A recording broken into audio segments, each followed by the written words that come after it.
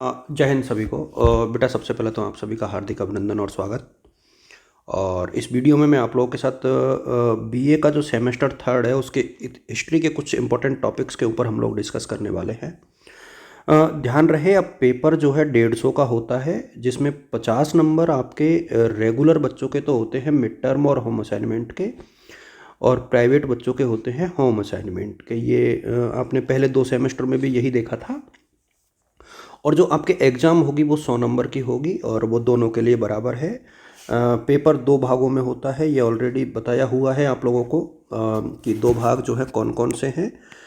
तो आप लोग उसी के अकॉर्डिंग अपनी प्रिपरेशन जो है करें। पहले सेक्शन में 2-2 नंबर के 10 क्वेश्चन होते हैं, और दूसरे सेक्शन में जो है आप लोगों के हर यूनिट से 2 क्वेश्चन होते हैं। एक आपको करना होता है, टोटल 5 क्वेश्चन, यानी 16 नंबर का एक प्रश्न होता है, और ये 80 नंबर का पोर्शन है। ये आप लोग थोड़ा सा इसको अच्छे से देखें। इसके बाद मैं यूनिट वाइज यदि बात करूँ, देखिए पेपर का नाम जो है मध्यकालीन भारत है, मिडिवल इंडिया, और 1206 से लेकर के 1740। तो इसमें जो है पूरा जो है हमारे, बात करें हम लोग गुलाम वंश से लेकर के तुर्कों से लेकर के और मुग़ल काल के एंड तक का ये पीरियड है, जहाँ आपको देखना है। काफ़ी महत्वपूर्ण है, जीके के हिसाब से भी ये पोर्शन काफ़ी इम्पोर्टेंट बनता है। यूनिट 1 की हम लोग बात करें तो देखिए पहला क्वेश्चन जो है, मुझे जो लगता है आप लोग खिलजी को पूरा पढ़ के जाएं। अलाउद्दीन खिलजी से एक क्वेश्चन ज़रूर 100% आएगा। तो एक तो खिलजी का जो शासन था उसका उत्तर और दक्षिण भारत में कितना प्रभाव और विस्तार हुआ, ये पूरा देख करके, इसके साथ अलाउद्दीन खिलजी के इकोनॉमिक और एडमिनिस्ट्रेटिव जो पॉलिसीज़ थी, यानी जो उसकी आर्थिक और प्रशासनिक नीतियाँ थी, उनकी व्याख्या जरूर आ सकती है एग्जाम में। तो पहला क्वेश्चन तो अलाउद्दीन खिलजी का यदि आप पूरा पढ़ के जाओगे तो डेफिनेटली एक क्वेश्चन आपको यहाँ से मिल जाएगा।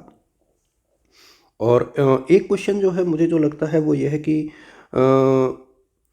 इस्टेब्लिशमेंट ऑफ दहली सल्तनत, यानी जो दिल्ली सल्तनत है, दिल्ली की जो सल्तनत है, उसकी स्थापना कैसे हुई, कहाँ से इसकी शुरुआत होती है। इल्तुतमिश से लेकर के मोहम्मद गोरी वाला जो ये चैप्टर है, ये थोड़ा सा इम्पॉर्टेंट है, इसको भी आप लोग अच्छे से रीड करके जाएं। तो यहाँ से एक क्वेश्चन आपको डेफिनेटली मिल जाएगा 16 नंबर का। यदि आप अलाउद्दीन खिलजी पूरा पढ़ते हो और ये दिल्ली सल्तनत का पूरा पढ़ते हो तो एक क्वेश्चन आपको मिल जाएगा। बाकी आप अपनी इच्छा से जो आपको इंपॉर्टेंट लगे वो पढ़ सकते हो। यदि हम लोग बात करें यूनिट 2 की, तो इसमें मोहम्मद बिन तुगलक है, फिरोज तुगलक है, विजयनगर और बहमनी किंगडम है। एक तो इसमें से आप जो डी वाला सेक्शन है ना, social and economic conditions during the सल्तनत पीरियड, तो ये पूरा आप लोगों को देखना है, जहाँ आर्थिक और सामाजिक स्थिति क्या रही है सल्तनत काल में, वो आपको पूरा पढ़ के जाना है। इसके अलावा देखिए विजयनगर और बहमनी जो साम्राज्य था, उसका विस्तार और उसके डिक्लाइन यानी उसके गिरने के कारण क्या क्या रहे, ये आप लोग यहाँ पर देख सकते हो। तो 2 चीज़ें इंपॉर्टेंट है। इसके अलावा आप लोग जो है एज ए रूलर मोहम्मद बिन तुगलक क्यों असफल रहा, यानी शासक के तौर पर मोहम्मद बिन तुगलक क्यों असफल रहा, इसको भी थोड़ा सा देख सकते हो। लेकिन नीचे के 2 टॉपिक ज़्यादा इंपॉर्टेंट है, तो ये 2 तो आपको देखने ही देखने हैं।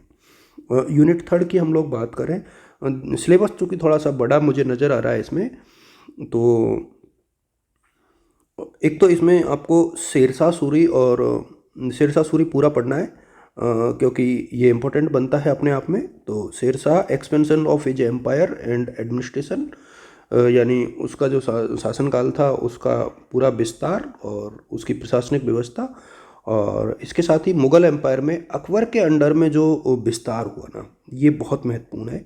मेरे सामने एक क्वेश्चन यहाँ से भी जो है आना चाहिए। तो दोनों को आप लोग अच्छे से पढ़िए, शेरशाह सूरी और अकबर को, तो प्रश्न आपको मिल जाएगा यहाँ से। और थोड़ा बहुत आप लोग चाहें तो हुमायूं की असफलता के कारण भी आप लोग देख सकते हो, क्योंकि ये क्वेश्चन भी कभी कभार एग्जाम में पूछा जाता है। यदि हम लोग यूनिट 4 की बात करें तो अच्छा, एक चीज़ मैं आप सबको बता दूं कि यहाँ ये बताने का मतलब ये कतई नहीं है कि बाकी टॉपिक आपको छोड़ने हैं, आपको बाकी टॉपिक पढ़ने हैं, बट ये ज़्यादा अच्छे से पढ़ने हैं, बुक में से पढ़ने हैं, बनबीक सीरीज से अवॉइड करना है। यदि बनबीक सीरीज के बजाय आप लोग चाहो तो चैट जीपीटी यूज़ कर सकते हो। चैट जीपीटी का प्रयोग कैसे करना है उसको लेकर के ढेर सारे वीडियो यूट्यूब पर अवेलेबल है, आप नहीं फिर भी मैं आपको और बता दूंगा, बट बनबीक सीरीज आप लोग नहीं पढ़ें।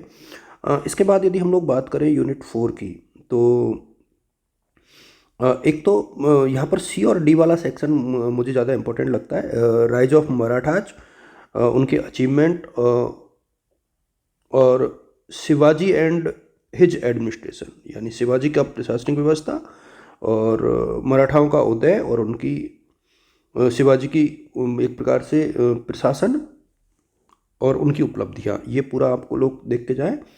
और औरंगजेब की दक्षिण नीति बहुत इंपॉर्टेंट बनती है, Deccan policy of Aurangzeb and downfall of the Mughal empire. तो क्यों ये मुगल एम्पायर का डाउनफॉल हुआ उसके ऊपर भी एक क्वेश्चन बनता है।